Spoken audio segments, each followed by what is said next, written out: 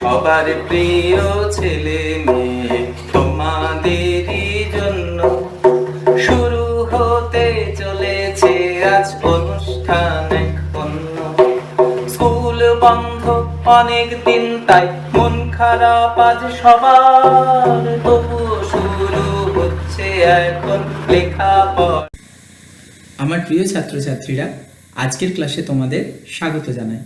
আজ আমরা অনেকগুলো বিষয় জানবো, কিন্তু আজকে আমাদের ক্লাসে থাকবে তৃতীয় শ্রেণীর একটু ইংরেজি পড়া, তৃতীয় চতুর্থ পঞ্চম সবার জন্যে, সমস্ত ছেলে মেয়েদের জন্য তোমাদের খাবার নিয়ে বলবেন দিদিমণি। কি খাবো না খাবো এই নিয়ে তোমাদের আমার পরিবেশ এবং স্বাস্থ্যসারী শিক্ষা বইয়ে যে বিষয়গুলো আছে সেই সবগুলোকে নিয়ে একটা আলোচনা থাকবে। আর পঞ্চম শ্রেণী তোমাদের জন্য থাকবে বাংলা একটি যে ঝড় কবিতাটা আছে সেই কবিতাটা তোমাদের পড়াবেন নতুন একজন মাস্টারমশাই। আর থাকবে সবার শেষে বিজ্ঞানের মজা। তো চলো আমরা আজকে প্রথমে একটা গান দিয়ে শুরু করি। মৈত্রেয়ী দেবীর যে ঝড় কবিতাটা আছে, চলো আমরা একটু গানের তালে শুরু করি। উমা সেদিন হাটের বারে মাঠের ধারে করতে গেছে খেলা দুপুর বেলা। উমা সেদিন হাটের বারে মাঠের ধারে করতে গেছে খেলা দুপুর বেলা। এমন সময় এলো মেলো কোথা থেকে বাতাস এলো, এমন সময় এলো মেলো কোথা থেকে বাতাস এলো। হঠাৎ থেকে থেকে অন্ধকারে সমস্ত দিক কেমনি দিল ঠেকে। বলে ওরা ছুটে পালায় ঘর, ওই এসেছে ঝড়, ওই এসেছে ঝড়, ওই এসেছে ঝড়, ওই এসেছে ঝড়, ওই এসেছে ঝড়, ওই এসেছে ঝড়, ওই এসেছে ঝড়। আমার যেন লাগলো ভারী ভালো, চেয়ে দেখি আকাশখানা একেবারে কালো। আমার যেন লাগলো ভারী ভালো, চেয়ে দেখি আকাশখানা একেবারে কালো। কালো হলো বকুল তলা, কালো চাপার বন, কালো জলে দিয়ে পাড়ি আসলো মাঝে তাড়াতাড়ি, কেমন জানি করলো আমার মন। ঝড়কারে মা কয় আমার মনে হয় কাদের যেন ছেলে, কালির দোয়াত কেমন করে হঠাৎ দিল ফেলে। যেমন করে কালি আমি তোমার মেঝের উপর ঢালি। ওই এসেছে ঝড়, ওই এসেছে ঝড়, ওই এসেছে ঝড়, ওই এসেছে ঝড়, ওই এসেছে ঝড়, ওই এসেছে ঝড়, ওই এসেছে ঝড়, ওই এসেছে ঝড়। হাসলো কেমন ঠোঁটটি মেলে, ভীষণ কেমন আগুন জেলে আকাশ পারে বারে। আবার বুঝি ঘুরে ফিরে পালিয়ে গেল অনেক দূরে সাত সাগরের পারে, সাত সাগরের পারে। ওই এসেছে ঝড়, ওই এসেছে ঝড়, ওই এসেছে ঝড়, ওই এসেছে ঝড়, ওই এসেছে ঝড়, ওই এসেছে ঝড়। উমা সেদিন হাটের বারে মাঠের ধারে করতে গেছি খেলা দুপুর বেলা। উমা সেদিন হাটের বারে মাঠের ধারে করতে গেছি খেলা দুপুর বেলা। এমন সময় এলো মেলো কোথা থেকে বাতাস এলো, এমন সময় এলো মেলো কোথা থেকে বাতাস এলো। হঠাৎ থেকে থেকে অন্ধকারে সমস্ত দিক কেমনে দিল ঢেকে। বলে ওরা ছুটে পালায় ঘর, ওই এসেছে ঝড়, ওই এসেছে ঝড়, ওই এসেছে ঝড়, ওই এসেছে ঝড়, ওই এসেছে ঝড়, ওই এসেছে ঝড়, ওই এসেছে ঝড়। তাহলে চলো এরপর আমরা চলে যাই, আমরা এই কবিতাটা নিয়ে পড়বো জানবো। তার আগে আমরা চলে যাই দ্বিতীয় শ্রেণীর ইংরেজি ক্লাসে। দ্বিতীয় শ্রেণীর ছাত্রছাত্রীরা, তোমরা তোমাদের যে আমার বই আছে তার 155 পাতা বের করো। এই 155 পাতায় তোমাদের এই যে অংশটি আছে এটি আমরা আজকে পড়ব। তাহলে তোমরা আমার সাথে পড়বে। Mina and Bina are friends. Mina এবং বিনা হলো তারা বন্ধু। দে অলওয়েজ, অলওয়েজ, তাহলে এই শব্দটাকে আমরা যদি একটু ভেঙে ভেঙে লিখি তাহলে আমরা দেখতে পাচ্ছি A L L, all, ways, W A Y S, ways, always. তাহলে এটাকে আমরা ভেঙে ভেঙে পড়লাম অলওয়েজ, অলওয়েজ, এইভাবে পড়তে হবে অলওয়েজ। অলওয়েজ ওয়াক, দেখো ওয়াক, ডাব্লিউ এ এল কে, এই যে দেখো আমরা ওয়াক লিখি ডাব্লিউ এ এল কে, এই এলটার কিন্তু কোনো উচ্চারণ হয় না, আমরা ওয়াল্ক বলি না, কিন্তু আমরা বলি ওয়াক। ঠিক একই রকম ভাবে দেখো আমি কতগুলো শব্দ বলছি যাদের ক্ষেত্রে ঠিক এই এলটা উচ্চারণ হয় না। ধরো টি এ এল কে, টক, এইখানে দেখো এই এলটার উচ্চারণ হয় না, আমরা টল্ক বলি না, টক। তারপরে ধরো সি এইচ এ এল কে, এটাকে আমরা চল্ক বলি না, কিন্তু এই এলটার উচ্চারণ হয় না, আমরা বলি চক, C H A L K, চক। তাহলে এইরকম সিমিলার শব্দগুলো আমাদের মনে রাখতে হবে। তাহলে এই দেখো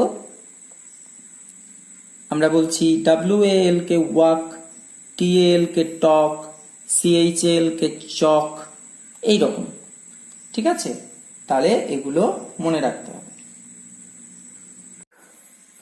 walk, to school, together, they always walk to school together. তাহলে এই যে টুগেদার, এটাকে আমরা একটু ভেঙে ভেঙে লিখি, চলো। তাহলে তোমরা আমার সাথে লেখো টিও টু, তাহলে টু, এবার জিই গে, টু গে, টু গে, দার, টিএইচ এটাতে দ হয়, দ উচ্চারণ হয়, দ, তাহলে দার, টুগেদার, একসাথে, টুগেদার। তাহলে পুরো লাইনটা মানে কি দাঁড়ালো? They walk, they always walk to school together, তারা সব সময় একসাথে স্কুলে যায়। মিনাস ফাদার, মিনার বাবা। তাহলে এই দেখো এই যে মিনাস, এই যে জিনিসটা লেখা রয়েছে আমরা একটু বুঝে নিই। দেখো এম আই এন এ, মিনা দিয়ে এই যে এটাকে বলে অ্যাপোস্ট্রফি এস, মানে আমরা বলি না বাংলায় কি বলি, মিনার, মিনার। তাহলে এই যে র, এটাই অ্যাপোস্ট্রফি এস বাংলায়, ইংরেজিতে হয়। তাহলে ধরো ধরো সীমার, আমরা বললাম সীমা, তাহলে সীমা ইংরেজিতে কি হবে? এস আই এম এ, সীমা। কিন্তু তুমি যখন বাংলায় বলবে সীমার, তখন এখানে তুমি দেবে অ্যাপোস্ট্রফি এস, তাহলে এটা বলবো সীমার, তাই না? তাহলে মিনাস ফাদার, বাবা, ইজ এ ডক্টর, অর্থাৎ মিনার বাবা একজন ডাক্তার। হি ট্রিটস, ট্রিটস, টি আর ই এ টি এস, ট্রিটস। ট্রিটস মানে কি? ট্রিট মানে হচ্ছে, তোমরা দেখো ট্রিট মানে হচ্ছে চিকিৎসা করা। সিক, তাহলে ট্রিট শব্দটা আমরা একবার পড়ে নিই।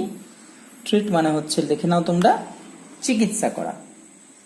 তাহলে টি আর ই, ট্রিট, ট্রেট, ট্রেট, এটা মানে হচ্ছে চিকিৎসা করা। তাহলে লেখো এটার মানে হচ্ছে চিকিৎসা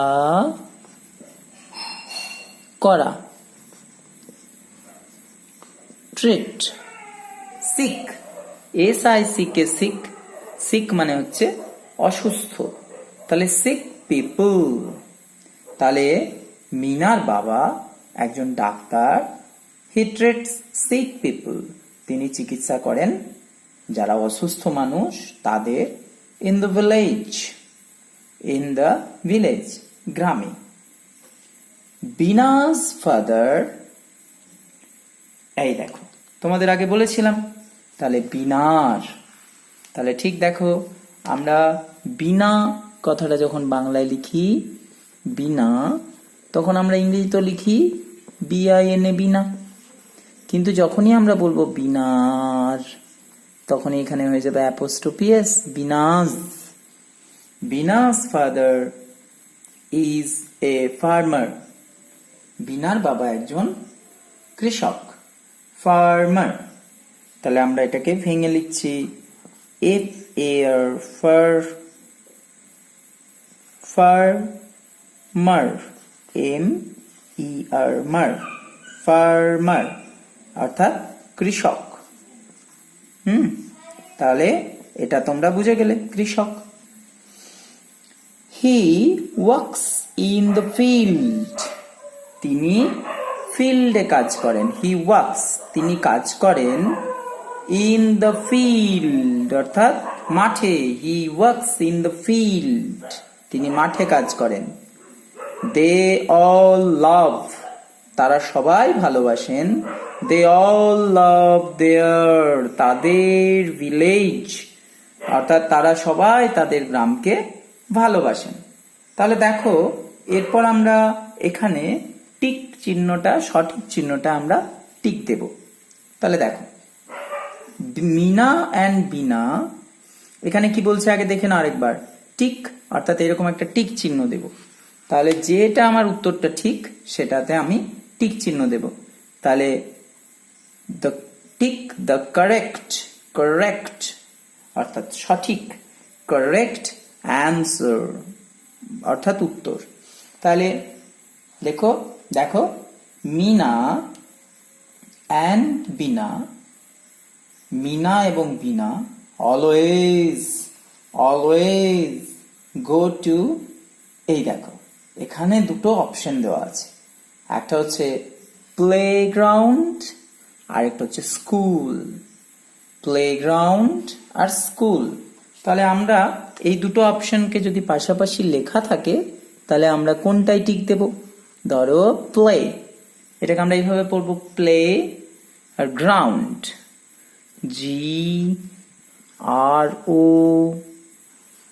GROUND,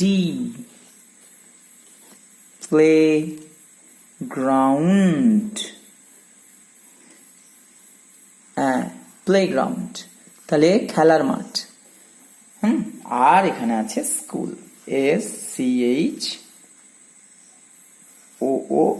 স্কুল। তাহলে দেখো এই প্লেগ্রাউন্ড আর স্কুল এই দুটোর মধ্যে কোনটা ঠিক? তাহলে আমরা দেখতে পাচ্ছি they always walk to school together, তারা একসাথে স্কুলে যেত, তাহলে আমরা এটা স্কুলে টিক দেব। এইভাবে আমাদের করতে হবে। মিনাস ফাদার ট্রিটস, মিনার বাবা চিকিৎসা করতেন সিক না healthy people in the village. তাহলে দেখো সিক মানে হচ্ছে অসুস্থ আর হেলদি মানে হচ্ছে সুস্থ। তাহলে তুমি দেখতে পাচ্ছ এখানে এই যে হি ট্রিটস সিক পিপল, তাহলে আমরা এখানে সিকটা টিক দেব। ঠিক আছে, তাহলে তোমরা পুরো উত্তরটা যখন লিখবে এইভাবে লিখবে, মিনাস ফাদার, খাতায় লিখবে যখন তখন এইভাবে লিখবে, মিনাস ফাদার ট্রিটস, এইটা বাদ দিয়ে এইটা লিখবে, sick people in the village. এরপরে পড়ো 3, Bina's father is a doctor farmer. Bina's father is a doctor আর ফার্মার। তাহলে আমরা এখানে কিভাবে করব এটা? তাহলে আমি একটা উত্তর লিখে দিই তোমাদের, কিভাবে তোমরা খাতায় লিখবে। লেখো আমার সাথে, একটা 3 দাগেরটা লেখো আমার সাথে। বিনাস অ্যাপোস্ট্রোফি এস বলবে, বিনাস, আমি তলায় তলায় লিখছি, তোমরা খাতার পাশে পাশে লিখবে। Binas father, TH your father. Bina's father. লেখো Bina's father is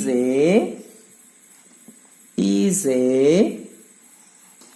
তাহলে দেখো এখানে কি লেখা আছে, কোন লাইনটা, এই খুঁজি এই দেখো Bina's father is a farmer। তাহলে আমি এখানে দেখো তাহলে কোনটা হবে Bina's father is a, দেখো তোমরা লেখা আছে ফার্মার, তাহলে আমরা লিখবো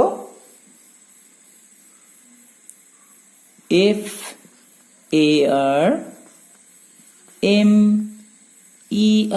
ফার্মার। তাহলে Bina's father is a farmer। তাহলে এইভাবে আমরা করব। তাহলে পরেরটা দেখো, they all love their village নাকি টাউন। তাহলে এই দুটো অপশনের মধ্যে তোমাকে একটা বাছতে হবে, they all love their এই যে ভিলেজ। তাহলে এইভাবে আমরা আমাদের যে টপিকগুলো আছে সেগুলো পড়ব এবং পড়ে করব। তাহলে চলো আমরা এরপর তোমাদের দেখায় লিসেন অ্যান্ড সে, এই ছড়াটা আমরা একটু গানের সুরে করব। চলো তাহলে তোমরা ইংরেজিগুলো পড়লে, এরপর চলো আমরা খাবার নিয়ে একটি অত্যন্ত গুরুত্বপূর্ণ আলোচনা শুনে নেব সঞ্চিতা দিদিমণির কাছে। চলো ওনার ক্লাসে।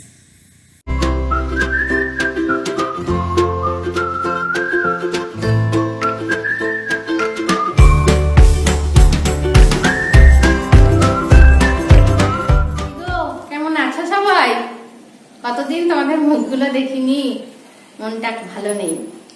তোমরাও নিশ্চয়ই বন্ধু বান্ধবদের জন্য, মাস্টারমশাই দিদিমণিদের জন্য মন কেমন করে। চলো আজকে তোমাদের একটা ক্লাস নিই আমি। আজকে ক্লাস 4 পরিবেশ বই থেকে। তোমাদের এর আগের দিনে মাস্টারমশাই করিয়েছিলেন যে খাবার হজম হয় কিভাবে, তার আগে দিদিমণি ওই ডাক্তার দিদিমণি করিয়েছিলেন দাঁতের ব্যবহার বা দাঁতের যত্ন এসব নিয়ে। তারপরে যে অধ্যায়টা আছে, যে খাবার খেয়ে সুস্থ থাকবো, সেই পাঠটা। কত পাতা? 38 পাতা।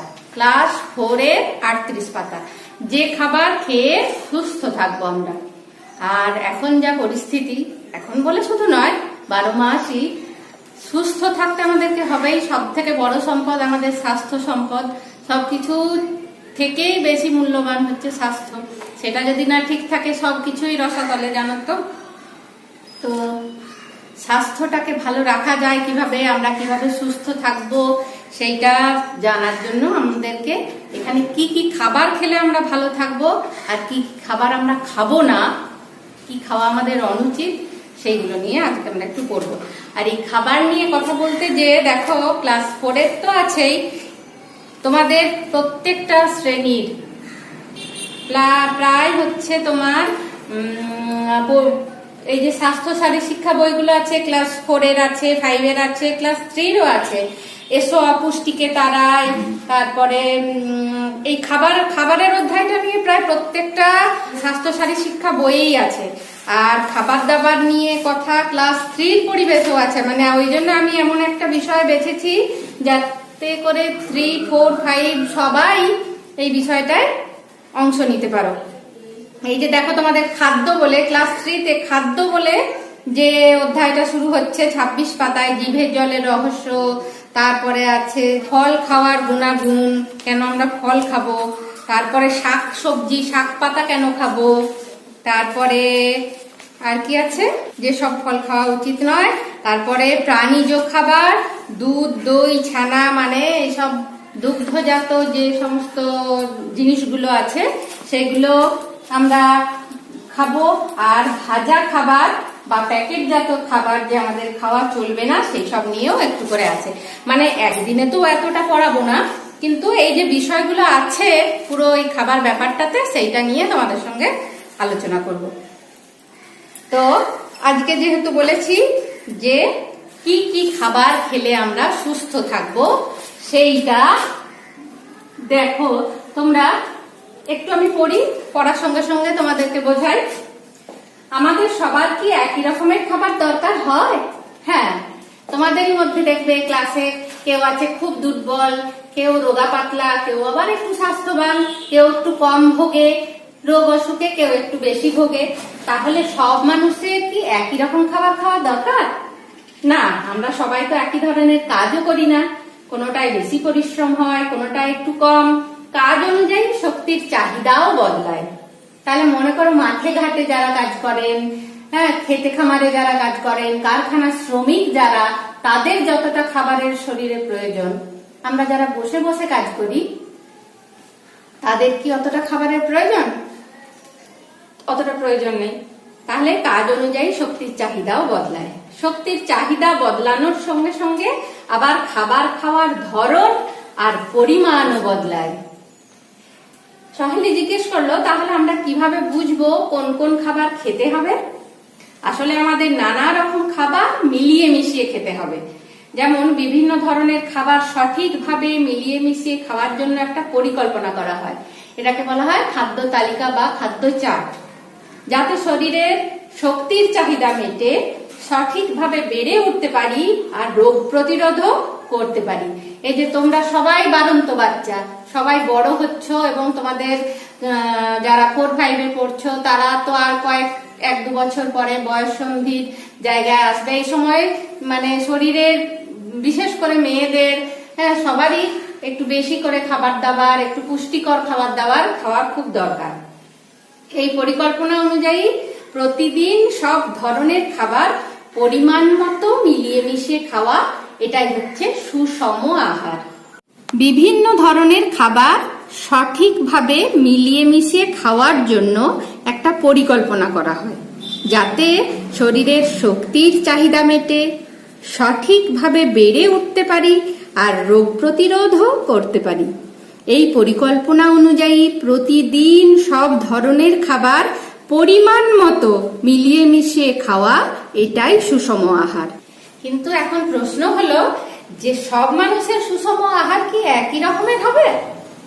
প্রত্যেক মানুষের ক্ষেত্রে সুষম আহার একই রকমের হয় না। কাজের ধরন অনুযায়ী সুষম আহার পাল্টে যায়।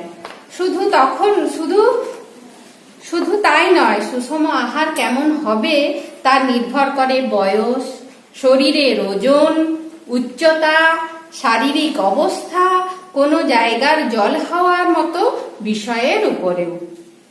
তাহলে বুঝতে পারলে যে একজন সরু মানুষ মানে রোগা পাতলা মানুষ, একজন মোটা মানুষ, একজন বেশি কাজ করেন, পরিশ্রম করেন সেরকম একজন মানুষ, একটা বাচ্চা বা শিশুর, বা কোনো পাহাড়ি অঞ্চলের একজন শ্রমজীবী মানুষের, কি আমাদের এই সমতল অঞ্চলের মানুষের, তাহলে সব কিছু মিলিয়ে মিশিয়ে নির্ভর করে যে সেই মানুষটার খাদ্য তালিকা, সুষম আহারের খাদ্য তালিকা কেমন হবে। সুষম আহারের মধ্যে কি কি ধরনের খাবার থাকে দিদি? এটা প্রশ্ন সবার মনেই হবে, তোমাদের মনেও প্রশ্ন জাগছে যে সুষম আহার তার মধ্যে কি কি খাবার থাকবে, আমরা কেমন খাবার খাবো। সুষম আহারের মধ্যে মূলত 4 ধরনের খাবার থাকে। এই 4 ধরনের খাবারের নাম নিচের তালিকায় দেওয়া আছে। তোমাদের এটা ক্লাস 4-এর বইয়ে রয়েছে যে 4 ধরনের। এটাকে আমরা 4 ধরনের না বলে 5 ধরনের, 6 ধরনের বলতে পারি। যেমন এখানে রয়েছে দানা শস্য জাতীয় খাবার, সেটাকেই আমরা বলবো শর্করা জাতীয় খাবার, ইংরেজিতে যেটাকে বলে কার্বোহাইড্রেট। তারপরে হচ্ছে শাকসবজি ও ফল জাতীয় খাবার, সেটা হচ্ছে তোমাদের ভিটামিনস এবং মিনারেলস। প্রোটিন জাতীয় খাবার বা আমিষ জাতীয় খাবার, যেটা হচ্ছে যে খাবারগুলো খেলে মাছ, মাংস, ডিম এই জাতীয় খাবার। আর কি না, তেল, ঘি, বাদাম, তারপরে ডিমের কুসুম, এই সমস্ত হচ্ছে স্নেহ পদার্থ বা ফ্যাট। তোমরা ইংরেজি শব্দগুলো দেখবে বেশি শুনে থাকবে মানুষের মুখে, যে এই খাবারে প্রোটিন আছে, ভালো করে খা, মা বলে। এই খাবারে ফ্যাট আছে, এটা খা, মোটা হবি। যারা রোগা পাতলা তাদের, যারা মোটা তারা কিন্তু বেশি খাবে না ফ্যাট জাতীয় খাবার। তো স্নেহ পদার্থ। আর এরপরে কি রয়েছে, ক্যালসিয়াম, লৌহ, আয়োডিন, এগুলো শরীরের দরকার। আর একটা খাবার যেটা অতি অবশ্যই প্রয়োজন, যেটা ছাড়া আমরা বাঁচতেই পারি না, কিন্তু সেটা আমাদের শক্তি দেয় না, সেটা হচ্ছে জল। একটা সুস্থ মানুষের প্রতিদিন 2 থেকে 3 লিটার জল অবশ্যই খাওয়া দরকার। তোমরা জলটা খুব কম খাও, অনেকেই কম খাও, দেখেছো তো মায়েরা সবাই বকাবকি করে, বলে মাস্টারমশাইরা দেখবেন, দিদিমণিরা দেখবেন ছেলেটা আমাদের একদম জল খায় না, 1 বোতল জল ভর্তি করে দিয়ে আবার ফিরে নিয়ে যায় বাড়িতে। কিন্তু এখন তো তোমরা বাড়িতেই আছো, নিশ্চয়ই বেশি করে জল খাচ্ছ। এমনিতেই গরমকাল, প্রচুর ঘাম হচ্ছে, জলটা বেশি করে খাবে। এরপরে আমরা এই যে খাবারের নামগুলো বললাম, protein, fat, carbohydrate, vitamin, mineral, জল, এই যে এই কোন খাবারগুলোর মধ্যে কোন জিনিসটা রয়েছে, এটা আমরা একটু ভালো করে বোর্ডে লিখে তোমাদেরকে জানাচ্ছি যে কোন খাবারগুলোর মধ্যে কোন জিনিসটা রয়েছে। চলো এরপরে আমরা কোন খাবারে কোন জিনিসটা রয়েছে সেগুলো লিখতে শুরু করি। আর তোমরাও নিশ্চয়ই খাতা পেন বের করে ফেলেছো, আমার সঙ্গে সঙ্গে লিখতে থাকো। শর্করা জাতীয় খাবার, কিসে কিসে শর্করা জাতীয় খাবার বা রয়েছে তার একটা তালিকা করি। শর্করা জাতীয় খাবার বলতে প্রথমেই যে তোমরা যে ভাত খাও, তোমরা খাও, আমিও খাই, তার জন্য না। চাল, চাল থেকে এরপরে ভাতও হয়, মুড়িও হয়।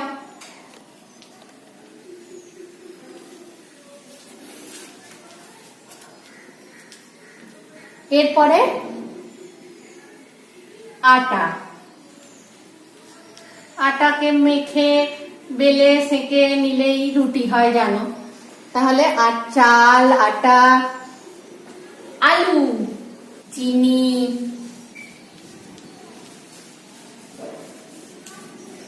আমরা এখানে যদিও বেশি প্রচলন নেই, তবুও অনেক জায়গার মানুষরা ভুট্টা, রাগি সব খায়, তো ভুট্টা, আর কি ময়দা, ওই আটার সঙ্গেই ময়দাও হলো। মিষ্টি, এই যে আমরা সবাই মিষ্টি খেতে এত ভালোবাসি, সেই মিষ্টিতে কিন্তু রয়েছে প্রচুর পরিমাণে শর্করা। ঠিক আছে, এইগুলো সবকিছুই প্রয়োজন, শরীরের জন্য দরকার, কিন্তু একটা নির্দিষ্ট পরিমাণে এবং এক এক মানুষের এক এক রকম। অনেকেই তোমরা শুনে থাকবে যে অনেকের দাদু, ঠাকুমায়ের, জেঠুর, এমনি বয়স্ক মানুষদের অনেকের হয়তো বাবা মায়েরও থাকতে পারে, দেখবে বলবে সুগার আছে। সুগার আছে মানে কি, তাদের রক্তে শর্করার পরিমাণ বেশি, যতটা থাকা প্রয়োজন তার থেকে বেশি, তার জন্য তাদের এই সমস্ত খাবারগুলো খাওয়া বেশিরভাগ ক্ষেত্রে বারণ হয় বা খুব পরিমাণে অল্প খেতে হয়। শুনেছো, দেখবে বলবে ভাত কম খায়, আলু খায় না, মাটির নিচের জিনিস খায় না, চিনি খায় না, মিষ্টি খায় না, যাদের সুগার আছে। আচ্ছা, এরপরে আমরা আসছি প্রোটিন বা আমিষ জাতীয় খাবার। এটা তোমাদের সবারই বেশিরভাগই প্রিয়। কি আছে এর মধ্যে? শরীরের শক্তি দেয় এবং সুস্বাদু, যেমন মাংস। কে কে খেতে ভালোবাসো? মাছ, ডিম, এটা তো সবারই পছন্দ, কাঁটা ছাড়াতে হয় না, কোনো ঝঞ্ঝাট নেই, সবচেয়ে সুস্বাদু, তাই না? দ্রব্য। আর বিভিন্ন ধরনের ডাল, সমস্ত রকম ডালে রয়েছে প্রোটিন। আর শিমের বীজ,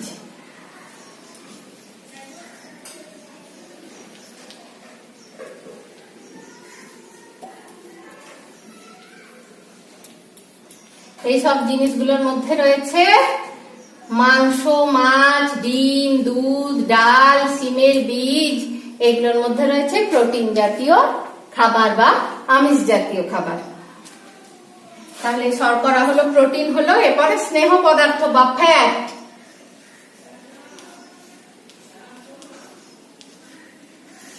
এগুলো কিন্তু সব ইংরেজি শব্দগুলো আমি লিখছি, ইংরেজি টার্মগুলো, এগুলোকে বাংলা না, শর্করাটা লিখিনি বটে, এটা হচ্ছে আমিষ জাতীয়।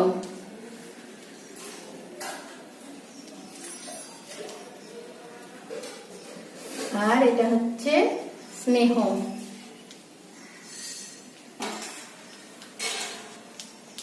স্নেহ পদার্থ থাকে। কি কি জিনিসে রয়েছে না?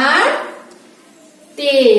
এই যে আমরা রান্নায় তেল খাই, মুড়ির সঙ্গে মেখে খাই, তেলে ভাজা খাই, ঘি, মাখন, দুধের সর, নারকেল, ডিমের কুসুম,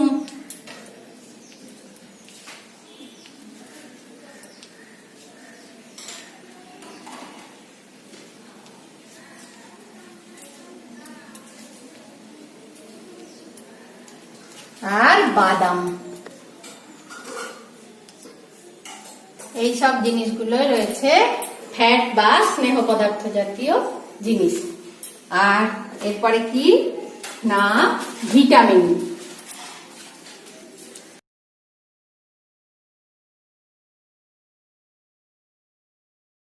তোমরা লিখছো তোমার সঙ্গে?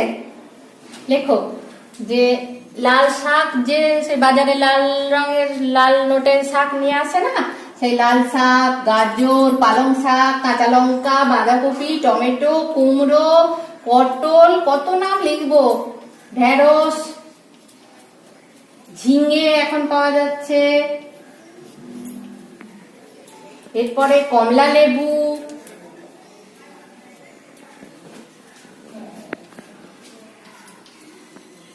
শুধু কমলা লেবু না, যে কোনো লেবু, তারপরে আঙ্গুর,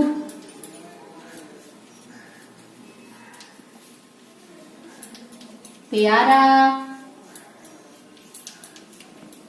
মানে ফল আর কি, আপেল,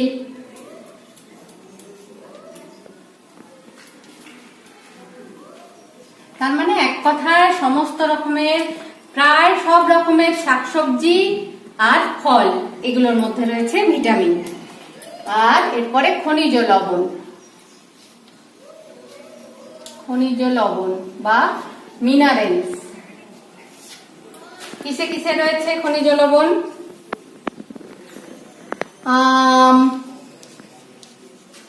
এখনকার সিজনে পাওয়া যাচ্ছে কাঁঠাল,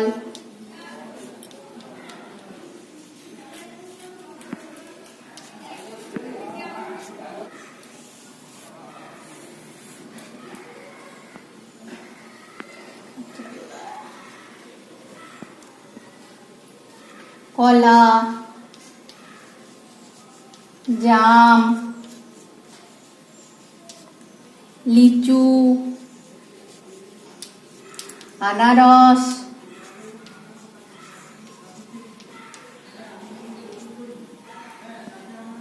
কমলা লেবু, আতা,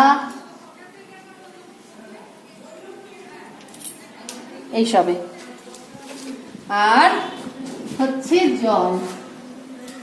জলটার আলাদা করে কি বলবো, সবার তো জল ছাড়া জীবন অচল, জল ছাড়া আমরা একদম বাঁচবো না। সেই প্রতিদিন 2.5 থেকে 3 লিটার জল আমাদের খেতে হবে সবাইকে। আর এইখানে দেখো একটা কথা বলি তোমাদের, যে সমস্ত খাবারগুলোয় প্রাকৃতিক রং রয়েছে, মানে প্রাকৃতিক রং বলতে এই যে বললাম লাল শাক, আপনার নেই তার রংটা লাল, তাকে কেউ লাল করেনি বাইরে। এই যে দেখো বিভিন্ন ধরনের খাবারের নাম যে তোমাদের এখানে লিখেছি, এই খাবারগুলোর কয়েকটা উদাহরণস্বরূপ তোমাদের সামনে রয়েছে। যে খাবারগুলো প্রকৃতির রং রয়েছে, মানে এই যে কুমড়োটা লাল মানে হলদে মতো, বা টমেটোটা লাল, গাজরটা কমলা, শাকসবজিগুলো সবুজ, বেগুনের রং বেগুনি, এই যে রংগুলো, এগুলো রঙিন খাবার, কিন্তু এগুলো সব প্রকৃতির রং। প্রকৃতি এই রংটা তাকে দিয়েছে, বাইরে থেকে এর ওপর কেউ রং লেপে দেয়নি বা রং ঢেলে দেয়নি। এই রঙিন খাবারগুলো আমাদের খাওয়া চলবে, এগুলো আমরা খাবো। এই যে রঙিন খাবারগুলো, এগুলো হচ্ছে প্রকৃতির রং, প্রকৃতি এর মধ্যে রং দিয়েছে, এই রঙিন খাবারগুলো আমাদের খাওয়া চলবে, আমরা এগুলো খাবো। কিন্তু কোন রঙিন খাবারগুলো আমরা খাবো না? আমরা যে বলি রঙিন খাবার খাবে না, রঙিন খাবার খাবে না, তো কোন রঙিন খাবারগুলো আমরা খাবো না, না যেগুলো মানুষ কৃত্রিম ভাবে রং মেশায়। যেমন অনেক সময় দেখবে মিষ্টিটা রং একদম লাল বা কমলা বা হলুদ করে দেয়, তারপরে তোমার কোল্ড ড্রিঙ্কস মেশানো থাকে, আমরা সেই খাবারগুলোকে বর্জন করব, মানে খাবো না। ঠিক আছে? কেননা যে খাবারগুলো ওই খাবারের মেশানো হয় সেগুলো বেশিরভাগই কম দামি কেমিক্যালস, যেগুলো কারখানায় রংগুলো ব্যবহার হওয়ার কথা সেগুলো মানুষের খাবারে মিশিয়ে খাবারটাকে লোভনীয় রংচঙে করে দিলে বেশ দেখতে সুন্দর হয়, তোমাদের খুব মনোলোভা হয়, খেতে ইচ্ছে করে, সেই রকম করে দেয়। কিন্তু সেইটা মানুষের খাদ্য হিসাবে ব্যবহার জন্য, এগুলো কারখানার ব্যবহার করা রংগুলো ওই খাবারে মেশায় বেশি মুনাফার জন্য। তার জন্য তোমরা রঙিন খাবার খাবে না। কোন রঙিন গুলো খাবো না, যেগুলো প্রকৃতির মধ্যে রঙিন, এই যে এগুলো যেমন দেখালাম এই ধরনের। ঠিক আছে? আর এই যে তোমাদের এরপরে তৃতীয় শ্রেণীর বইয়ে বলছিলাম একটু আগে যে ভাজা খাবার আমরা খাবো না। কেন না, তোমরা এর আগের দিনে সেই গৌতম বাবু যিনি হার্টের ডাক্তার, উনি বলছিলেন, খেয়াল করে দেখেছো যে আমাদেরকে ছোট বয়স থেকেই খাবারের ব্যাপারে সচেতন হতে হবে। ভাজাভুজি খাবার যত কম খাবো, তেলে ভাজা বা বিশেষ করে প্যাকেট করা খাবার, মনে করো চানাচুর তো খুব সুন্দর সুস্বাদু একটা খাবার, বেশিরভাগ জনেরই বেশ ঝাল মিষ্টি, টক ঝাল মিষ্টি চানাচুর খেতে ভালো লাগে। অনেকদিন আগে তেলে ভেজে প্যাকেট করে দেওয়া হয়। এরপরে তুমি বলবে আমরা জানি যে ঘরে মনে করো একটা খাবার এবেলা রান্না করা হয়েছে, ওবেলায় দেখবে সেটা খারাপ হয়ে গেছে বা পচে গেছে, তাহলে ওই খাবারগুলো তো অনেক দিন আগে, অন্তত 10 দিন 15 দিন 1 মাস আগে কারখানায় তৈরি হয়েছে। আচ্ছা বলো, একটা পোকাকে মারার জন্য যে ওষুধটা দেওয়া হয়, তাহলে সেটা তো পোকা মরে, তাহলে সেই পোকা মারার ধরনের জিনিস যেটা কেমিক্যালটা প্রিজারভেটিভ হিসাবে দেওয়া হয়, সেটা তো মানুষের শরীরেও কিছু না কিছু ক্ষতি করবেই। তাহলে আমরা কেন ওই খাবারটা খাবো? আমরা ভাজা খাবার, প্যাকেট করা খাবার এসব খাবো না। দেখো এখানে এই প্রসঙ্গে দাদু বলছে কেক, চকোলেট, এসব আরো কিছু খাবার দোকানে পাওয়া যায়, চানাচুর, নানা রকমের চিপস, নিমকি, আরো কত কি কিনেই খাওয়া যায়, খুব মুখরোচক। কিন্তু তামিমের মনে একটুও সুখ নেই। যেই একটা চানাচুর খেতে যাবে অমনি ওর নানা ডাকবেন, বলবেন ওগুলো অনেক দিন আগে ভাজা, পুরনো তেলের গন্ধ, ওগুলো বিষের মতো, তার চেয়ে বরং বাড়িতে চপ বেগুনি ভাজা হোক, মুড়ি দিয়ে খাও। তাহলে দেখলে তো তোমাদের বইয়েও রয়েছে যে দাদু বলছেন তার নাতিকে যে ভাজা খাবার খাবে না, প্যাকেটের করা খাবার খাবে না, বাড়িতে তৈরি করা টাটকা খাবার খেতে হবে। আর এখন যা পরিস্থিতি চলছে, তোমরা নিশ্চয়ই ছোট হয়েও সবাই বড়দের মুখে শুনছো যে বাইরের খাবার, প্যাকেট করা খাবার এসব তো একদম খাওয়া চলবে না। আমাদেরকে সবসময় টাটকা পরিষ্কার পরিচ্ছন্ন হাতে সাবান দিয়ে হাত ধুয়ে খাবার, বাড়ির তৈরি করা খাবারই খেতে হবে। বাইরের বেশি কিছু জিনিস কিনে টিনে খাওয়া চলবে না। কিনে আনে সেই জিনিসগুলোকে ধুয়ে, এমন জিনিস কিনে আনেন দেখবে বাবা মা দাদু ঠাকুমারা, যে জিনিসগুলোকে এনে ধুয়ে তারপর রান্না করে সেগুলো খাওয়া হবে। ঠিক আছে? আর ফল খাবে, বেশি করে ফল খাবে, জল খাবে, আর ভালো খাবার খাবে। এইটা খেলেই আমাদের শরীর সুস্থ থাকবে, আমাদের রোগ প্রতিরোধ ক্ষমতা বাড়বে।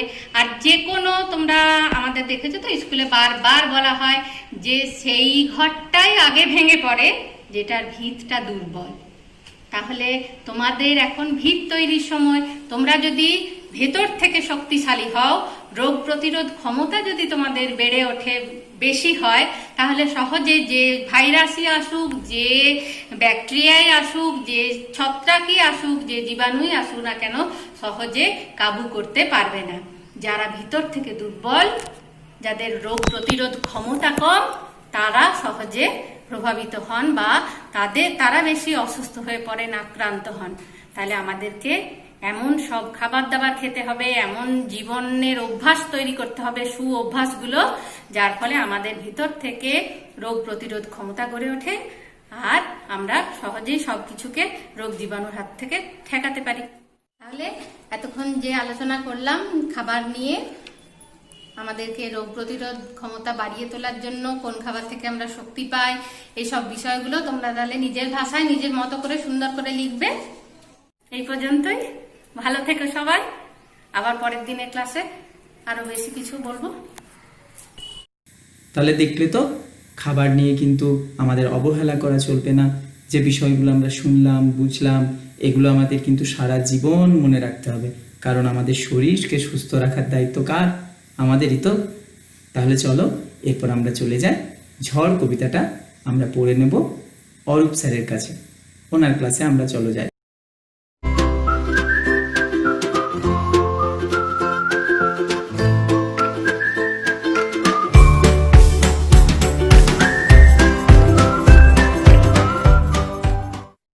তোমরা যে গানটি শুনলে এতক্ষণ, তার সমস্ত কথাগুলি কবি মৈত্রী দেবী তার ঝড় কবিতায় লিখেছেন। কবি মৈত্রী দেবী একজন নামকরা কবি, কথা সাহিত্যিক এবং সমাজসেবিকা। তিনি অনেক ভালো ভালো বই লিখেছেন, বিভিন্ন ভাষায় তার বই অনূদিত হয়েছে। তো এত ভালো ভালো বই লিখেছেন, তার জন্য তিনি সম্মানিত হয়েছেন।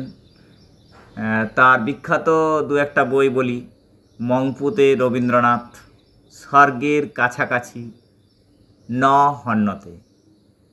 ন হন্যতে বইটির জন্য তিনি সাহিত্য একাডেমি পুরস্কারে ভূষিত হয়েছিলেন। তিনি শুধু সাহিত্য একাডেমি নন, তিনি পদ্মশ্রী উপাধিও পেয়েছেন। মৈত্রী দেবী একজন, তাই আমাদের কাছে একজন প্রণম্য ব্যক্তি। তো এসো তার এই ঝড় কবিতার গল্পে এখন আমরা ঢুকে পড়ি। এই ঝড় কবিতায় দেখা যাচ্ছে যে ঠিক এই তোমাদের বয়সী একটি শিশু, সে এক হাটবারে মাঠের ধারে বন্ধুদের সঙ্গে খেলতে গিয়েছিল দুপুরবেলা। এবং সেই খেলতে গিয়েছিল তখন হঠাৎ সে ঝড়ের মুখে পড়েছিল। কিন্তু ঝড় কাকে বলে সে তা আগে কখনো তার সেরকম জানা ছিল না, বা ঝড়ের কেমন কি রূপ হয় বা কি ভয়, মানে কেমন পরিবেশ সৃষ্টি হয়, সেটা তার জানা ছিল না। তো সেদিন সব বন্ধুরা তখন দৌড়ে পালিয়ে গিয়েছিল। ও কিন্তু সেই ঝড়টাকে খুব উপভোগ করেছিল, এবং সে কেমনভাবে তার মনের মধ্যে ঝড় দেখে তার মনের ভিতরে কেমন অনুভূতি হয়েছিল, তার মনের মধ্যে কেমন ভাব এসেছিল, সেই তার মনের কথাটি এই কবিতাটাতেই লেখা আছে।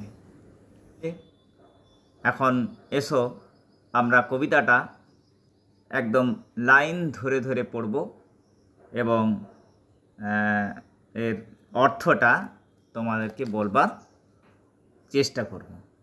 তোমরা মন দিয়ে শোনো। তোমাদের বইয়ের 53 পাতা খোলো।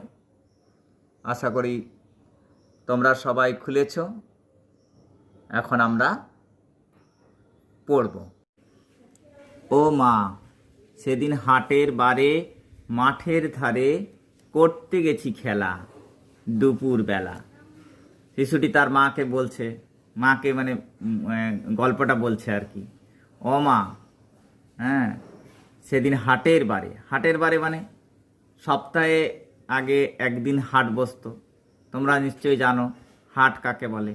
হাট হচ্ছে একটা সেই জায়গা, যে জায়গাতে জিনিসপত্র কেনা বেচা হয়। আগেকার দিনে সপ্তাহে একদিনই বসতো, যদিও এখন তোমাদের প্রতিদিনই হাট বসে। তো সেটা ঠিক হাট বলে না, সেটা বরং বাজার বলাই ভালো। তো সেই মাঠের ধারে খেলতে গিয়েছে, করতে গেছি খেলা দুপুরবেলা।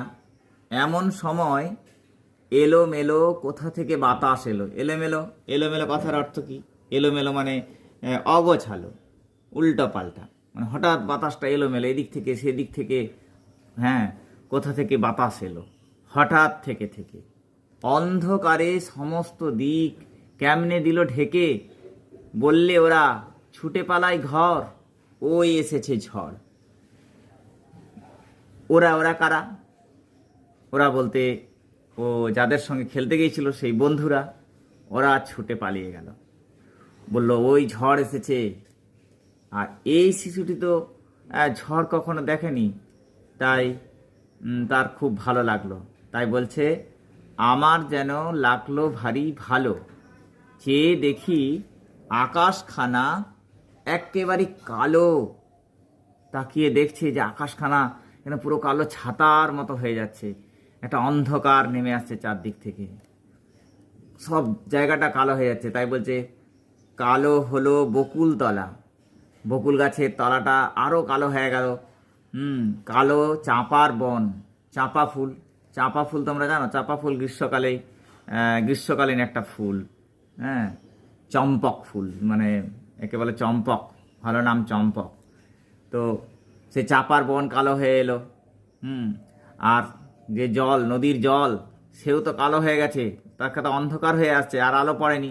সেই কালো জলে দিয়ে পাড়ি আসলো মাছি তাড়াতাড়ি, আসলো মাছি তাড়াতাড়ি। মাছি তাড়াতাড়ি কি করলো, সে তার নৌকো মানে হাল চালিয়ে মানে তাড়াতাড়ি করে দ্রুত ফিরছে, কারণ নদীর মধ্যে যদি ঝড় ওঠে তাহলে নৌকো টলমল হয়ে যাবে, নৌকো ডুবে যেতে পারে, নৌকো কাত হয়ে যেতে পারে, বিপদ আসতে পারে। তাই মাঝি কি করলো, তাড়াতাড়ি বাড়ি ফিরছে। কেমন জানি করলো আমার মন। ছেলেটি বলছে আমার কিন্তু কেমন মনটার মধ্যে একটা কেমন যেন মনে হচ্ছে, কেমন একটা অনুভূতি হচ্ছে। তার তো মনে কেমন হবে, সে তো কখনো জানেনি এইভাবে ঝড় আসে, এইভাবে। এই আজকের যে ছবিটা ছেলেটা দেখছে, মানে শিশুটি দেখছে, সেই শিশুটি যেটা দেখছে সেটা দেখে তার কেমন ভালো লাগছে, কেমন একটা যেন একটা কখনো মানে নূতন একটা কিছু একটা অনুভূতি হচ্ছে। তো বলছে, তারপরে সেই ছেলেটি বলছে ঝড় কারে মা কয়, কেমন ঝড় কাকে বলে যদি আমাকে তুমি বলো তো আমি কি বলবো। আমার মনে হয় কাদের যেন ছেলে কালির দোয়াত কেমন করে হঠাৎ দিল ফেলে। কাদের যেন ছেলে কালির দোয়াত, ভালো করে দেখো, কালির দোয়াত কেমন করে হঠাৎ দিল, হ্যাঁ, ফেলে। বলছে কি যে কালির দোয়াত মানে কালির দোয়াত, তো দোয়াত কি তোমরা কি কেউ জানো? এখন তো দোয়াত তোমরা বোধহয় জানো না, তো তোমাদের বলি, এখন তোমরা তো এই যে পেনগুলো লেখো, বল পেনে লেখো, এতে তো কালি ভরাই থাকে। তো আমরা কিন্তু যখন লিখতাম তখন আমাদের এরকম কালি ভরতে হতো, এবং কালি একটা পাত্রের মধ্যে থাকতো, তাকে বলা হয় দোয়াত। সেই দোয়াতের কালিটাকে একটা এই পেনের মধ্যে ঢালতে হতো। এই পেনের সামনে একটা ওই নিব থাকতো, সেই একটা জিভ থাকতো, এটা লাগানো থাকতো, তারপর সেটা দিয়ে লিখতাম। তোমরা দেখবে এখনো হয়তো পাওয়া যায়, তোমরা দেখবে সেরকম পেন। হ্যাঁ, একে ঝর্ণা কলম বলতো, বাংলায় বলতো ঝর্ণা কলম। তো যাই হোক, এবং আমাদের সরস্বতী পূজার সময় আমরা এই দোয়াত ব্যবহার করতাম আর কি, যখন আগে সরস্বতী পূজার চল ছিল। তো যাই হোক, বলছে কালির দোয়াত কেমন করে হঠাৎ দিল ফেলে, যেমন করে কালি আমি তোমার মেঝের উপর ঢালি। তো শিশুটা কি করে, লিখতে গিয়ে কি করেছে, তা মেঝের উপর একদিন হাতে লেগে বা কিংবা দুষ্টুমি করে কি করেছে, কালি ফেলে দিয়েছে মজা করে। তাকে যখন মেঝের উপর কালি ফেলে দেয় তখন কি হবে, মেঝেটা কি হবে, গোটায় কালো হয়ে যাবে। বলছে ঠিক কেমন যেন একটা দুষ্টু ছেলে, ঝড়টা যেন একটা দুষ্টু ছেলে, বলছে ঝড়টা যেন একটা কেমন ছেলে, বলছে দুষ্টু ছেলে। সে কি করলো, সারা আকাশটাতে কালি ছিটিয়ে দিল। হ্যাঁ, বোঝা গেল। তারপর বলছে কি যে হাসলো কোমল ঠোঁটটি মেলে, ভীষণ কেমন আগুন জেলে, আকাশ বারে বারে। বলছে হাসলো কোমল কথার অর্থ কি? কোমল কথার অর্থ হচ্ছে নরম, নরম ঠোঁটটি মেলে। এই যে আকাশ, এই আকাশটা তো খুব মনে হয় কি যে খুব শক্ত পাথরের মতো, এরকম তো মনে হয় না। আকাশকে কি মনে হয়, আকাশকে তুমি কি বলবে, আমরা কি বলবো, শক্ত পাথরের মতো বলবো না নরম বলবো, যেখানে মনে হবে যেন আঁচড় কাটা যেতে পারে, ছবি আঁকা যেতে পারে সহজেই, এরকম একটা মনে হয় না আকাশকে দেখলে? আমার তো তাই মনে হয়। তো যাই হোক, নিশ্চয়ই তাই মনে হয়। তাই তো তোমাদের মতো এই ছোট্ট শিশুটিরও মনে হয়েছে যে কোমল, হাসলো কোমল ঠোঁটটি মেলে, মানে আকাশ, ভীষণ কেমন আগুন জেলে, আকাশ বারে বারে। আবার হঠাৎ করে আকাশে কি হয়, আকাশের বুক চিরে যখন বিদ্যুৎ চমকায়, এই ঝড় যখন আসে তখন বিদ্যুৎ চমকায়, তখন কি হয়, পুরো আকাশটা যেন একদম বিদীর্ণ করে দেয়, মানে যেন চিরে ফালা করে দিয়ে যায় একটা বিদ্যুৎ, একটা ঝলক। এই বিদ্যুতের যে চমক, হ্যাঁ, সেটাই আগুন জেলে। এখানে ভীষণ কেমন আগুন জেলে কথাটা বারবার, এই দুটো জায়গা ভালো দেখো, কালির দোয়াত ফেলে দেওয়া আর কেমন আগুন জেলে, এই দুটো জায়গাকে ভালোভাবে জানতে হবে। আগুন জেলে মানে এই যে আগুন, জানো তো এই একটা বিদ্যুৎ মানে একটা বিদ্যুতের মানে মানে এই যে আমাদের ধরো ইলেকট্রিক আসে আমাদের তারে তারে বিদ্যুৎ আসে, আলো জ্বলে, তার চাইতে বহু গুণ মানে এটা ভাবতে পারবে না। একটা ঝলকে এরকম একটা বিদ্যুতের মানে শক্তি থাকে আর কি, ভোল্টেজ থাকে। তো সেই আগুন জেলে আকাশে বারে বারে কি হয়, বিদ্যুৎ চমকায়। আবার বুঝি ঘুরে ঘুরে তারপরে বিদ্যুৎ চমকালো, তারপর দেখেছো মানে আবার বুঝি বলছে কি যে আবার বিদ্যুৎ চমকাচ্ছে বারবার, মানে ঝড় এসে গেছে, চারদিকে অন্ধকার হয়ে গেছে, তা আগেই বলেছি। তারপরে কি বলছে, আবার বুঝি ঘুরে ঘুরে পালিয়ে গেল অনেক দূরে।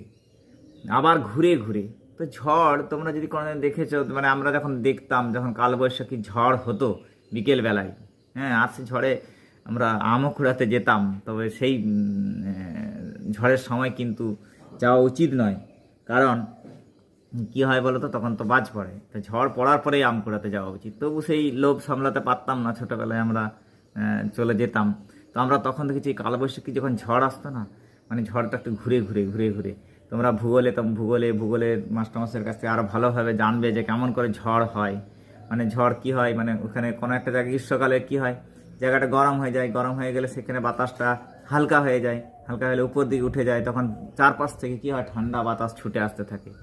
এইভাবে নানাভাবে মানে চাপের তারতম্যের জন্য কি হয়, ঝড়ের সৃষ্টি হয়, এবং তখন ঝড়টা আমরা ঘুরে উঠতো, মানে একে বলে ঘূর্ণি, মানে ঘুরপাক খেত, তো ঘুরপাক খেয়ে উঠতো। তো এইরকম ঝড় যখন আমরা দেখতাম, তখন তো আমরা তখন অনেক কিছু করতাম, তখন ভয়ে আমরা বলতাম সীতারাম সীতারাম, মানে রামকে ডাকতাম আর কি।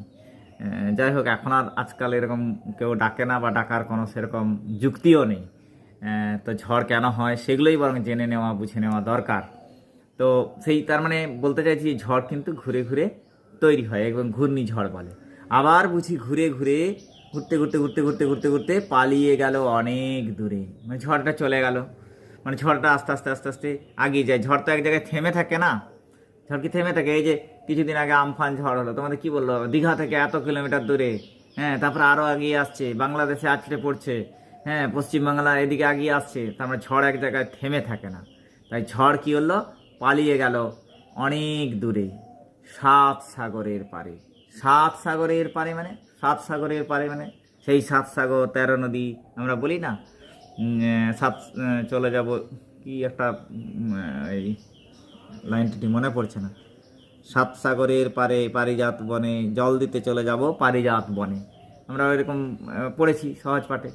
তো ওই 7 সাগরের পারে বলতে এখানে মানে অনেক দূরে চলে গেল, মানে আস্তে আস্তে ঝড়টা শেষ হয়ে গেল। কি বুঝতে পারলে?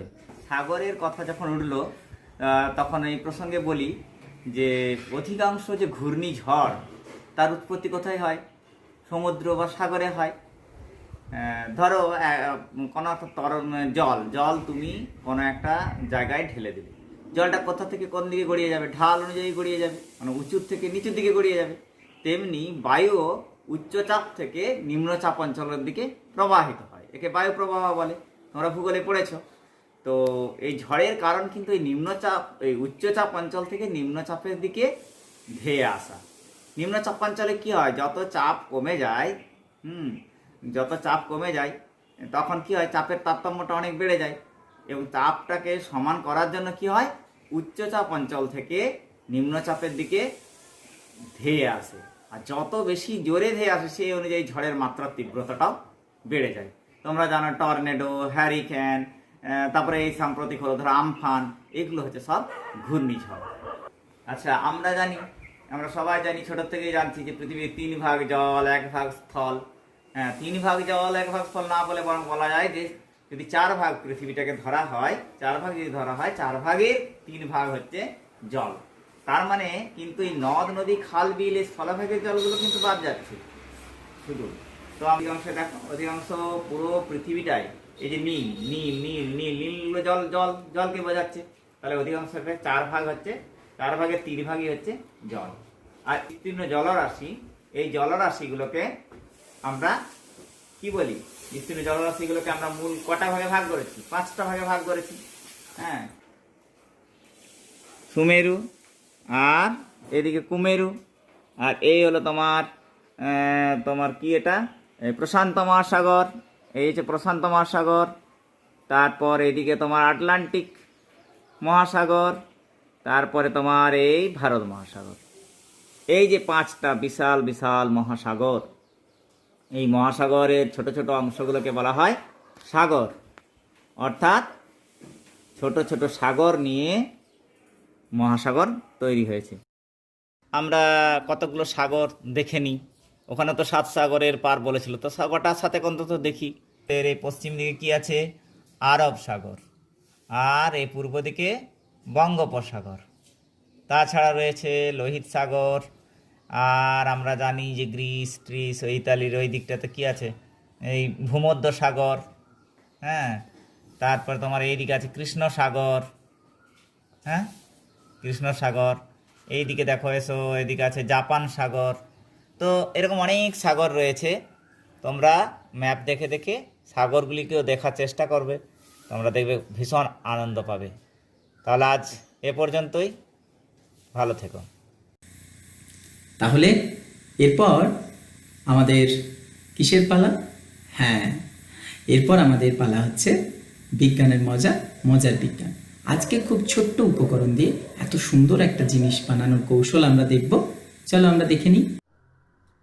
স্ট্র সুইভেল, এটা আবার কি জিনিস? এটার জন্য লাগবে 2টো স্ট্র, একটা পাতলা আর তার থেকে আরেকটু মোটা আরেকটা স্ট্র। 2টো রঙের হলে ভালো হবে, বুঝতে পারবে ব্যাপারটা। এবার হলুদ কালারের স্ট্রটার এক পাশে টেপ দিয়ে চিপে দাও, ওই দিকটা সিল হয়ে গেল। এবার সিল করার দিকটার এক্সট্রা টেপকে কাঁচি দিয়ে ট্রিম করে দাও, ছেঁটে দেওয়ার পরে এবার এক পাশটায় একটা ছোট্ট ফুটো করতে হবে। তো একদিকে কাঁচি দিয়ে এই ছোট্ট ফুটোটা বানিয়ে দিলে এবার এইটা হয়ে গেল তোমার সুইভেল। এই হলুদ স্ট্রটা এবার নীল স্ট্রটার ওপরে আলতো করে বসিয়ে দাও, আঁট যেন না হয়, ঘুরতে যেন পারে। এবার যদি নীল স্ট্রয়ের এক পাশ দিয়ে ফু দাও, তাহলে দেখবে হলুদ স্ট্রটা বনবন করে ঘুরছে, সুন্দর একটা প্রপেলার হয়ে গেল। তুমি ব্লো করলেই ওপরে প্রপেলারটা ঘুরতে থাকবে।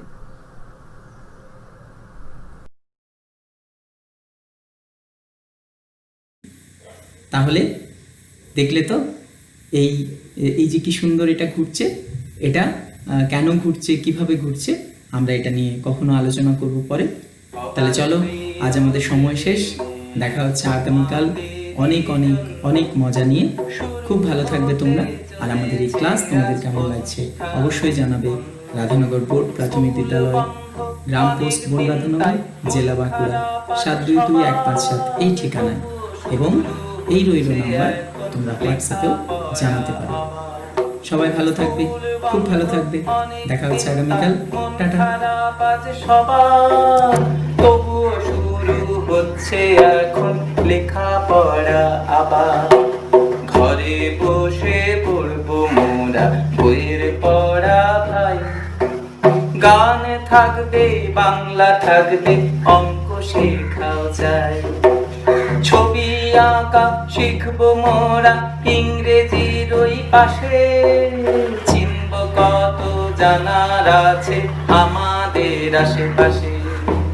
ছবি আঁকা শিখবো মোরা ইংরেজির ওই পাশে। চিনব কত জানার আছে আমাদের আশেপাশে। সেসব